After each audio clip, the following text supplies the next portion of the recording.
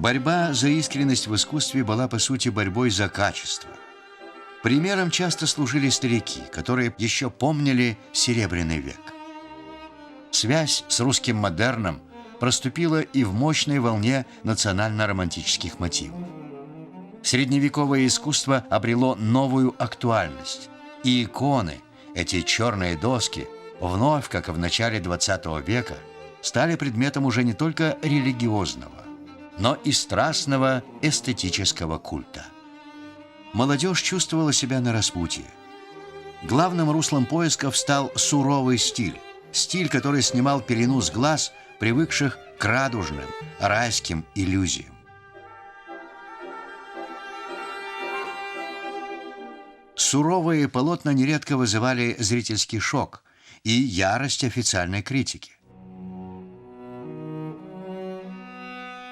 Неофициальное русское искусство, долгие годы замкнутое в стенах мастерской, упорно пробивалось к публике. В нем тоже было немало национального романтизма, но еще более импульсивно-лирического и сказочно-странного. Формировались новые варианты авангардных течений, на которые в период диктатуры соцреализма был наложен строжайший запрет. В моду вошел сюрреалистический гротеск, поэтика карнавала, открывающего запретные зоны реальности.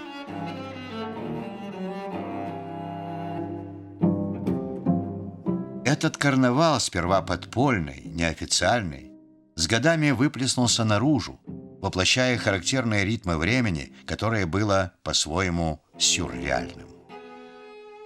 Картины излучали таинственные пророчества. Искусство зримо пересекало какой-то неизъяснимый рубеж, упиваясь мотивами волшебного полета. Полета традиционно сказочного, либо решенного в духе иронического театра абсурда. Так что, когда перестройка началась, казалось, будто она буквально до мелочей предсказана искусством.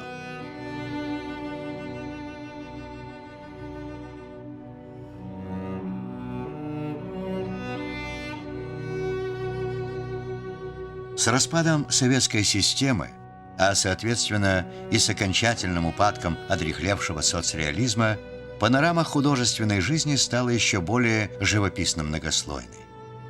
В хронологических таблицах все чинно следует друг за другом. Смерть Сталина, оттепель, застойное время, перестройка. Но история культуры резко отличается от истории как таковой. Тот четкий художественный фокус, что позволяет нам как бы видеть время, годы 50-е, 60-е и так далее, все со своим неповторимым колоритом, отнюдь неравнозначен абсолютной ясности.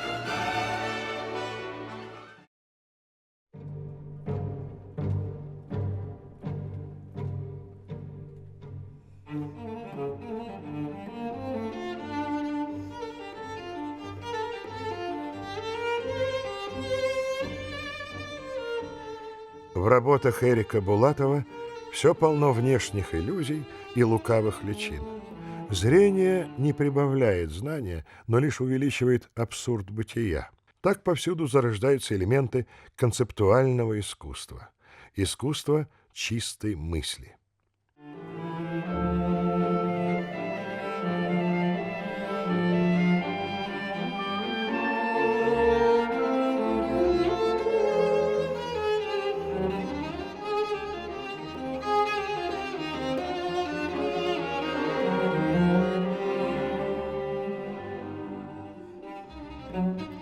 Картины Николая Вичтомова открывают просветы в дальние галактические пространства.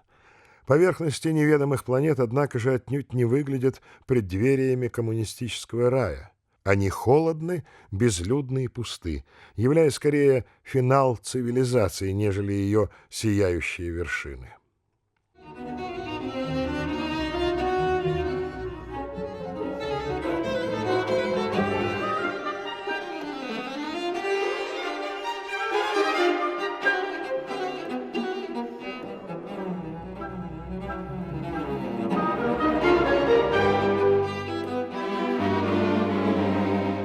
нервное, сверхэкспрессивное творческое своеволие свойственно манере Анатолия Зверева. Ужасное дитя андеграунда, он славился анархической дерзостью характера, лихим беспробудным пьянством и не менее беспробудным, истовым упорством в работе. Зверев творил непрерывный живописный поток сознания, был поэтом виртуозной линии росчерка и переливчатого динамичного цветового пятна.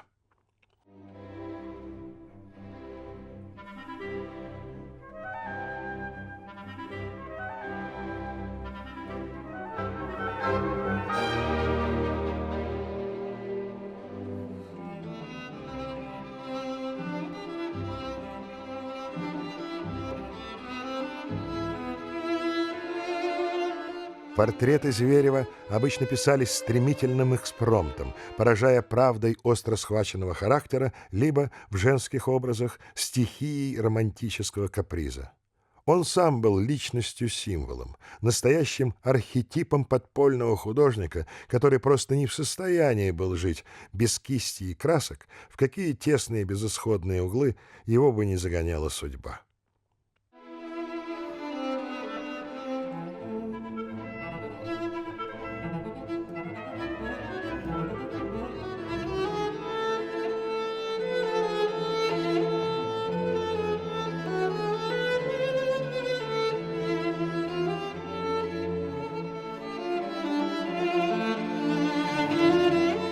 Красочные проекты Франсиско Инфанте поражают своей глобальностью.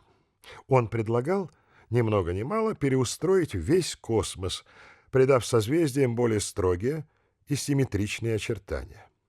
Но фантастическая грандиозность тут и означает как раз уход в мир чистых идей, в романтику мечты, принципиально отрешенной от реальности. Последующие артефакты Инфанте, как он называл свои творения, явились художественными лабораториями в природе.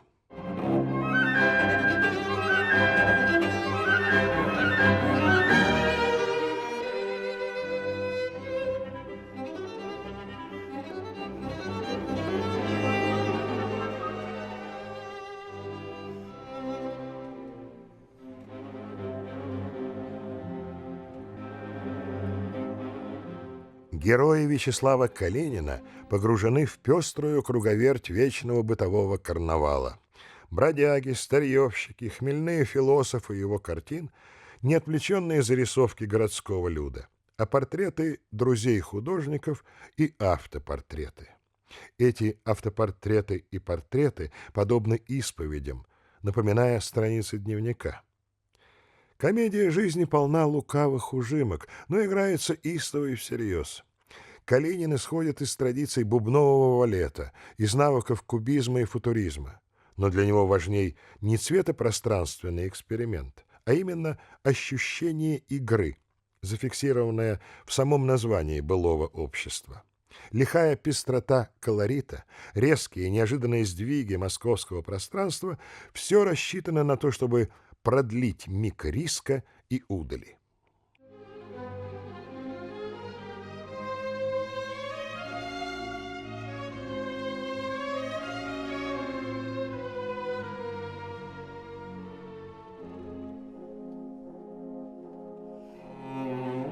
Признанными лидерами соцарта стали Виталий Коммар и Александр Меламид, со студенческих лет составившие прочный творческий тандем. Воспроизводя мотивы сталинской агитпропаганды, часто в бравурной барочной манере, напоминающей старых мастеров, они вспоминают о своем детстве, когда славословие отцу народов наполняли собой все пространство. В образах Коммара и Меламида масса смешного, но все же соцарт отнюдь не сводится к набору живописных анекдотов. Он насквозь философичен, поскольку, как и поп-арт, разоблачает условную иллюзорность всего окружающего нас мира зрительных стереотипов. Пестрый карнавал не только развлекает, но и учит свободе восприятия.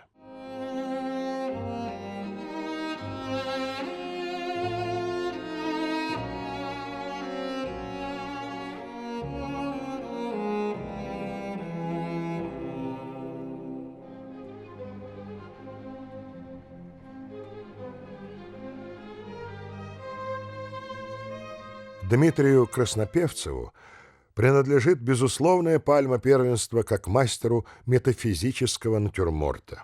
Битые горшки и сухие растения — это своего рода черепа вещей. Тончайшие по тональности, хотя и почти монохромные, поэмы о бренности всего земного, написанные с изысканной грацией.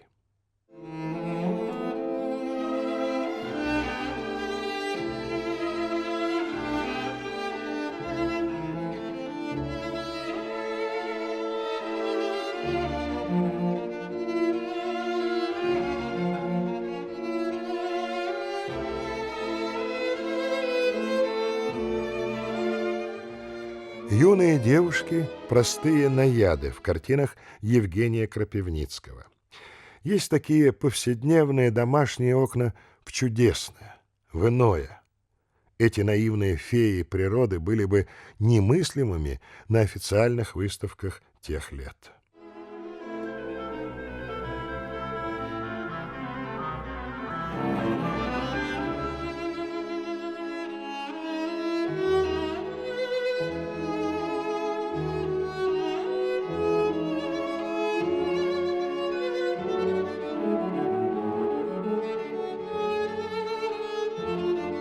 Художники любили творить свои личные, персональные мифологии, причудливо соединяя следы разных культов.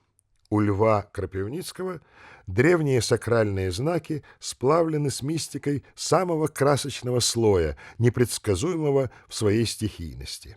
Это абстракционизм, но своего рода древний, астрологический абстракционизм, живописный союз архаики и современности.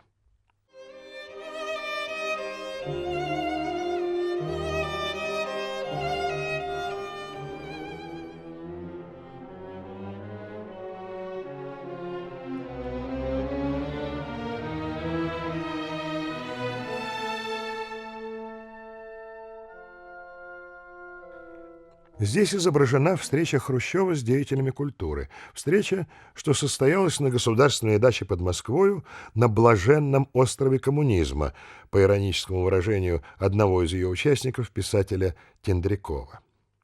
Атмосфера воистину райского, взаимного согласия, царящая тут, отражает каноны соцреализма, но отнюдь не историческую реальность. На деле в те годы в отношениях Хрущева с творческой интеллигенцией наступил острый кризис, послуживший одной из причин конца так называемой оттепели.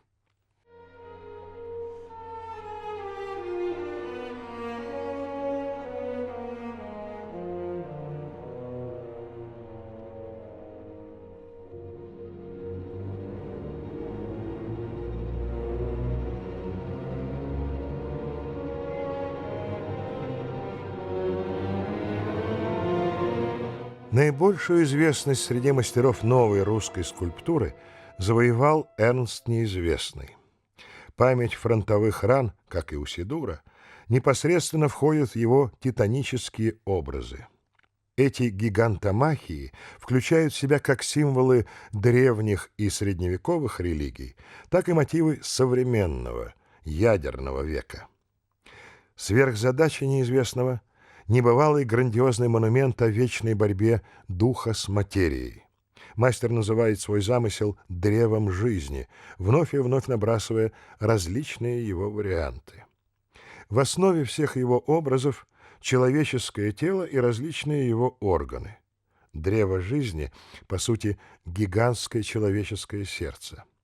В мучительных конвульсиях плоть пытается сбросить земные оковы, высвобождаясь в порыве вверх.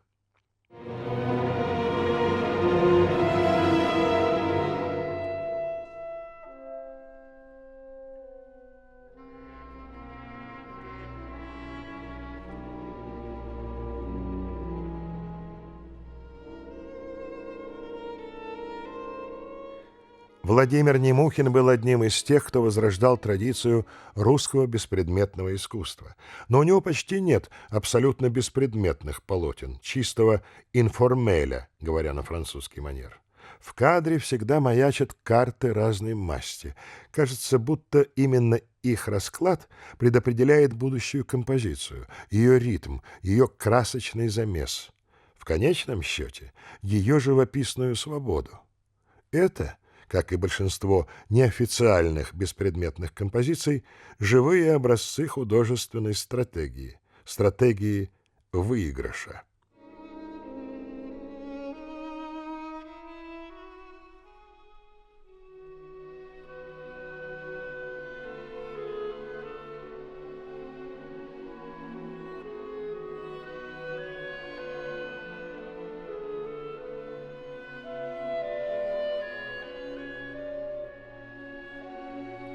Мастер геометрической абстракции, создатель группы движения Лев Нусберг, надеялся вновь, как и в годы революции, вывести авангард на улицы и площади.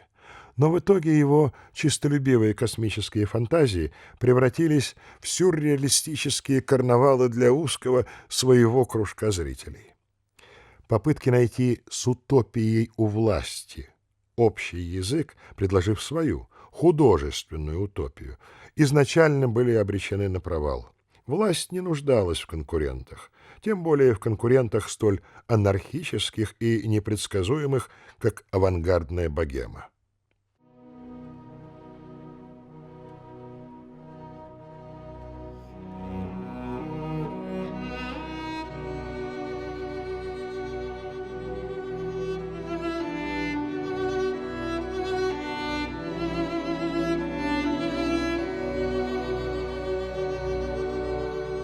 В картинах неофициальных художников нарождался новый городской фольклор о странном племени трагических человечков, что предаются веселью или отчаянию в балаганчиках своих квартир, как в образах Владимира Пятницкого. Мир представал зловеще околдованным и в то же время полным живого тепла, проступавшего сквозь всю мороку.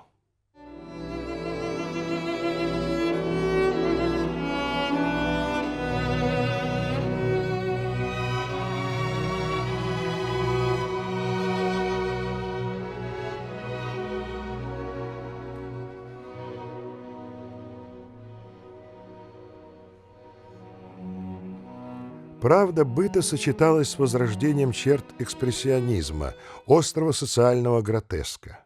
Меланхолическим полотнам Оскара Рабина всегда присущ кладбищенский колорит. Все предстает сплошной руиной, обращаясь в бытовой апокалипсис под тускло-осенним небом.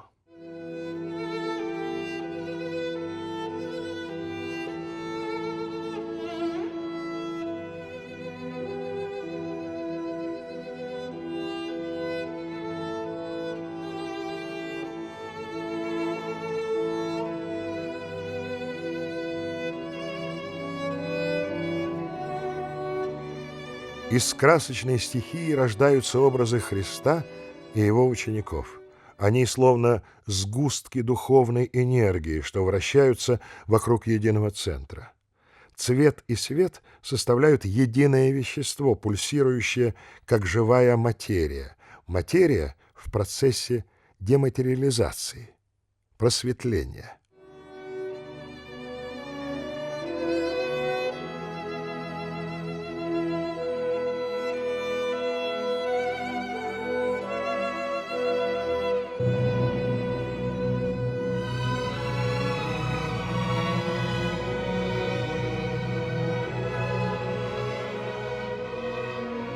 Иной, оккультный мир мог открываться и своей черной изнанкой. Тем более, что кругом, под флером торжествующей утопии, было полно разломов и черных бездн. Бывший зэк Борис Свешников всегда был верен жанру волшебной сказки, но его сказки обычно предполагают дурной конец, беду, пагубу, смерть. Хрупкие персонажи застывают, словно околдованные сатанинской силой. И только романтическая магия искусства, магия радужного, точечного мазка намечает возможность иного финала. Тончайший эстет-линии, проникновенный колорист Свешников как бы ставит зрителя на былинном распутье, откуда видны оба пути — добра и зла.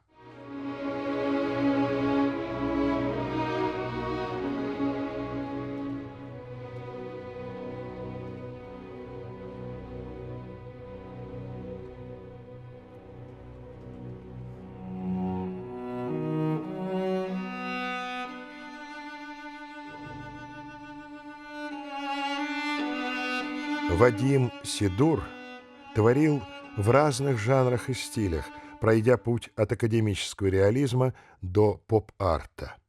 Но так или иначе он всегда мечтал о памятниках, погибшим от бомб, оставшимся без погребения, о памятнике, погибшим от любви. Все его вещи образуют единую цепь монументальных иероглифов, что слагаются в притчу о человеческой скорби и героизме. Героизме, который утверждается вопреки всему, за горизонтом надежды.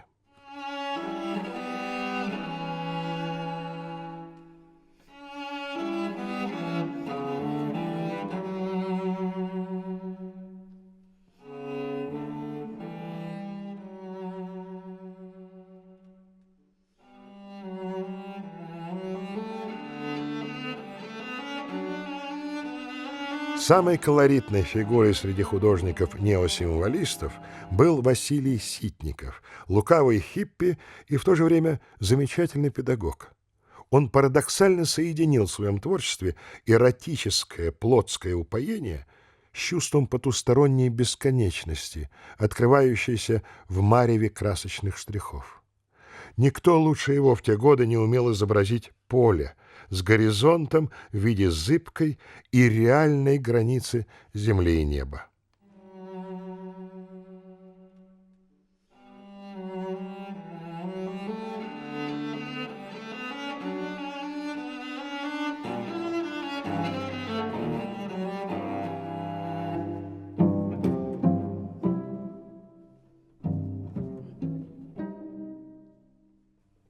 Александр Харитонов предстает моцартовски легким, детски задушевным художником. Свои небольшие обычно картинки-талисманы он писал в своеобразной манере византийского пуантилизма мелким бисерным мазком. Память о древнерусской иконе и драгоценном шитье соединяются у него с чутким вниманием к находкам современного искусства. Матовые жемчужные эффекты колорита усиливают впечатление медитации, религиозного раздумья. Средние века и XX век, древнее и новое, входят тут, как и во всей сфере сакрального в другом искусстве, в поле чуткого, увлеченного диалога.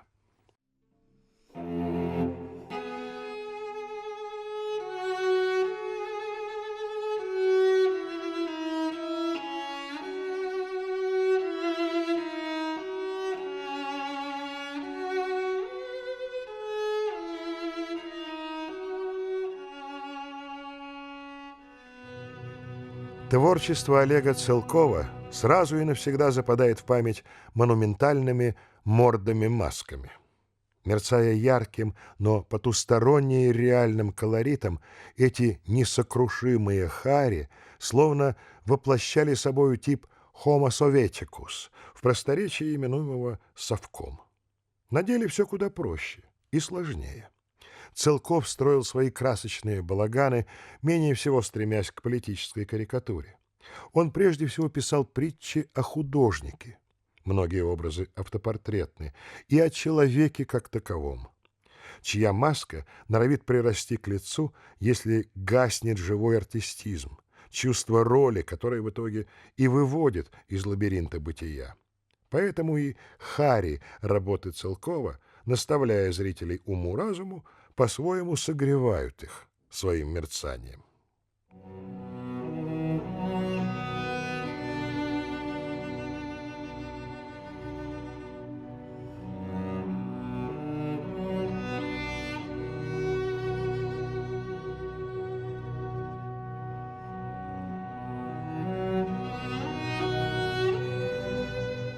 Образы Михаила Шварцмана, с одной стороны, напоминают ритуальные маски или древние тотемы, а с другой стороны — нутро старой антикварной мебели. Понимая их как сакральные знаки, семафоры вечности, если вспомнить слова Малевича, и тем самым утверждая право художника на разрешение, по крайней мере, обозначение коренных загадок бытия. Впрочем, такой максимализм искусству России всегда был свойственен. Казалось жалким и пустым просто писать картину или лепить скульптуру.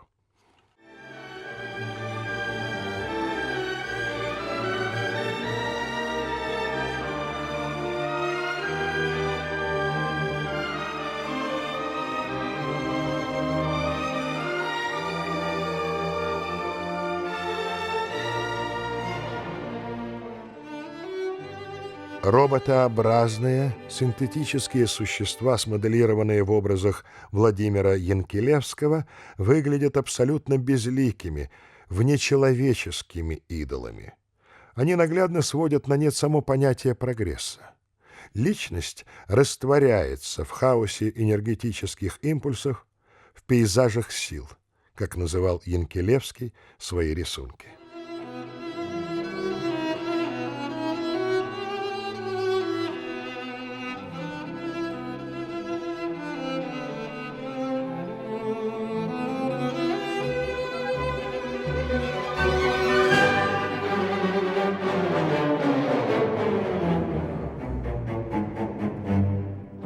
Непритязательны и в то же время возвышенно символичны цветы и другие мотивы Владимира Яковлева. Часто они воспринимаются как трагические эмблемы всего художественного диссидентства. Тяжело больной, полуслепой художник достигал предельной откровенности и собранной силы выражения.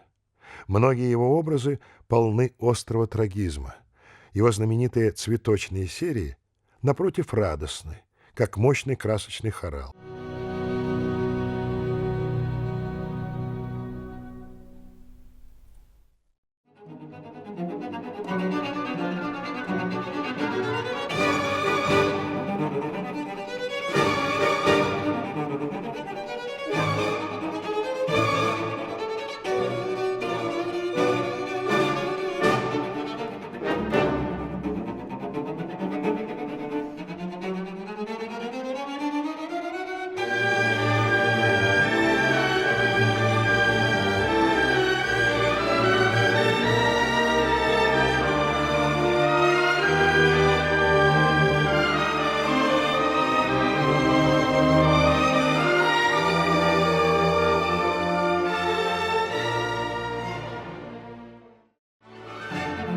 Спасает ли красота мир? Сейчас на этот традиционно русский вопрос уже никак не ответишь однозначно. Очевидно лишь одно. Она продолжает свою летопись, слагая ее в образах искусства.